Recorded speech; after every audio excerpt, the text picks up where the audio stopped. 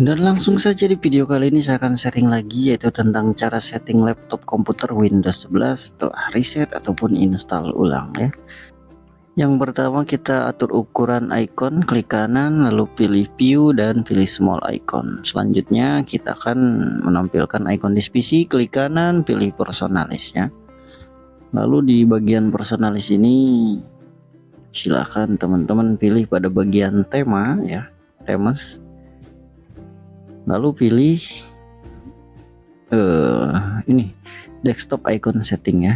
Di sini kita akan menampilkan icon di PC dan kontrol panel. Tinggal di checklist saja, lalu ketika sudah tinggal di OK. Nah, selanjutnya apa? Selanjutnya teman-teman juga bisa mengganti backgroundnya juga, tinggal diklik di sini ya kalau misalkan mau. Selanjutnya teman-teman bisa menonaktifkan fitur transparan effect ya. Buat apa sih ini? Karena memakan RAM juga, jadi kita matikan teman-teman agar tidak lemot laptopnya. Selanjutnya teman-teman bisa menghilangkan icon-icon pada taskbar ini, klik kanan ya, klik kanan lalu unpin ya. Nah kalau ini tidak bisa di unpin, jadi harus melalui taskbar, klik kanan taskbar setting.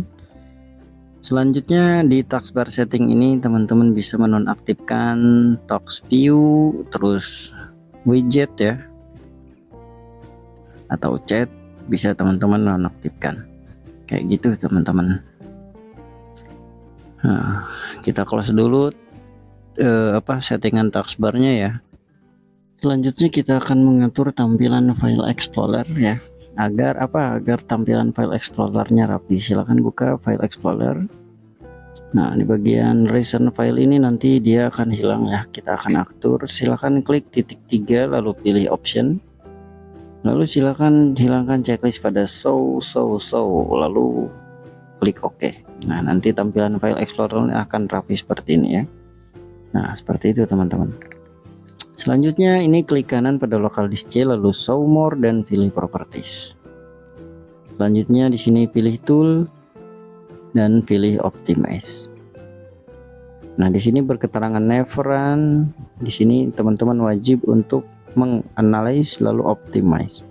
Agar apa? Agar kinerja hard disk laptop itu maksimal, tidak lemot, tidak berantakan kayak gitu. Maka kita perlu mengoptimize hard disk kita. Ya efeknya biar laptop komputer kita tidak lemot kayak gitu teman-teman, agar kencang, agar enteng ya.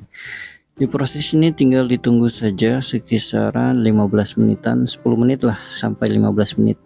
Jadi untuk videonya saya percepat saja agar tidak menguras waktu juga ya, kita percepat videonya. Nah dan ini sudah selesai berketerangan OK, lalu kita klik close saja. Lalu apalagi yang harus kita setting mas?